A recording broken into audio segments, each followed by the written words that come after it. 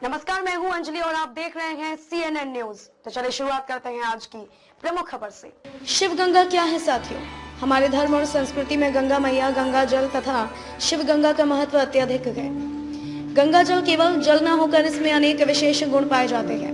हमारी संस्कृति में यह कहावत है कि जीवन में जरूर एक बार कम से कम गंगा में नहाना चाहिए। यह केवल अंधश्रद्धा नहीं है, यह तो उच्च कोटि की आत्मीय श्रद्धा है।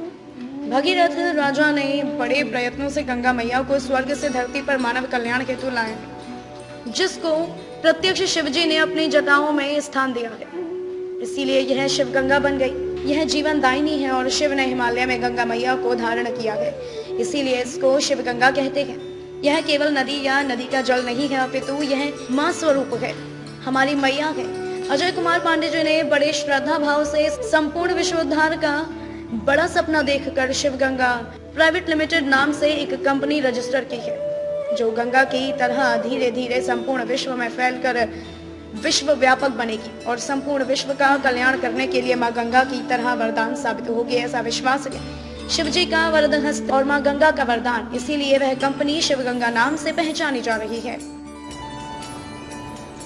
अजय कुमार पांडे जी ने बड़े श्रद्धा भाव से संपूर्ण विश्वोद्धार का बड़ा सपना देखकर शिवगंगा प्राइवेट लिमिटेड नाम से कंपनी रजिस्टर किया है, जो गंगा की तरह धीरे धीरे संपूर्ण विश्व में फैलकर विश्व व्यापक बनेगी और संपूर्ण विश्व का कल्याण करने के लिए माँ गंगा की तरह वरदान साबित होगी, ऐसा विश्वास है। शिव जी का वरदहस्त और माँ गंगा का वरदान, इसलिए यह कंपनी शिव गंगा नाम से पहचानी जा रही है। हर हर बोले, हर हर गंगे।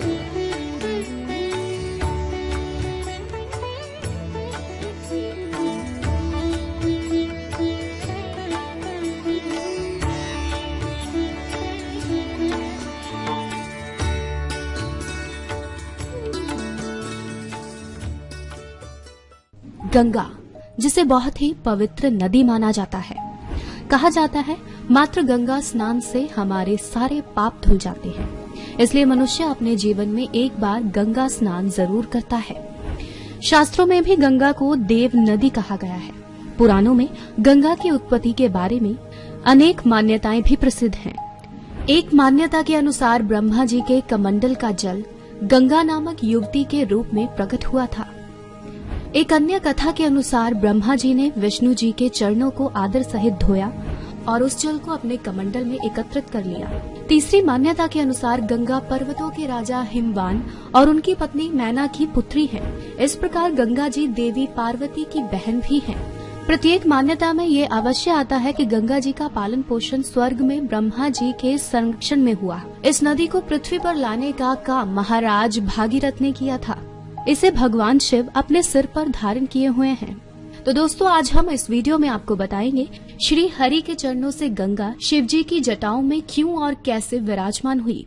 तो आइए जानते हैं इस प्रचलित कथा के बारे में। भागीरथ एक प्रतापी राजा थे। मान्यता के अनुसार उन्होंने अपने पूर्वजों को जीवन मरण के दोष से मुक्त करने के लिए गंगा को पृथ्वी पर लाने की ठानी, क्योंकि गंगा का जल इतना पवित्र होता है, जो भी इसे ग्रहण कर लेता है उसके सारे पाप धुल जाते हैं। गंगा माता को पृथ्वी पर लाने हेतु भागीरथ ने कठोर तपस्या आरंभ कर दी। उनकी कठोर तपस्या देखकर गंगा मां प्रसन्न हुई और भागीरथ के सक्षम प्रकट हुई। लेकिन उन्होंने पृथ्वी पर आने से पहले भागीरथ को सावधान किया कि मैं जब स्वर्ग से पृथ्वी पर आऊंगी तो पृथ्वी से मेरा वेग सहन नहीं होगा। मेरे तेज बहाव से सारी धरती नष्ट हो जाएगी और मैं रसातल में चली जाऊंगी। गंगा को ये अभिमान था कि कोई उनका वेग सहन नहीं कर सकता। ये सुनकर भागीरथ सोच में पड़ गए, लेकिन वो जानते थे महादेव उनकी मदद अवश्य करेंगे। तब उन्होंने भोलेनाथ की उपासना शुरू कर दी। संसार के दुखों को हरने वाले शिव शंभु उनकी उपासना से प्रसन्न हो गए और भागीरथ से वर मांगने को कहा। भागीरथ ने अपना सब मनोरथ उनसे कह दिया। शिवजी ने भागीरथ को तथास्तु कह उनकी प्रार्थना स्वीकार की। गंगा जैसे ही स्वर्ग से पृथ्वी पर उतरने लगी, गंगा का गर्व दूर करने के लिए शिव ने उन्हें जटाओं में कैद कर लिया। वह छटपटाने लगी और शिव से माफी मांगी। तब शिव ने उन्हें जटा से एक छोटे से पोखर में छोड़ दिया। जहां से गंगा 7 धाराओं में प्रवाहित हुई। खबरों में अब तक के लिए बस इतना ही। मिलते हैं फिर ऐसी ही किसी प्रमुख खबर के साथ। तब तक के लिए नमस्कार और देखते रहिए CNN न्यूज।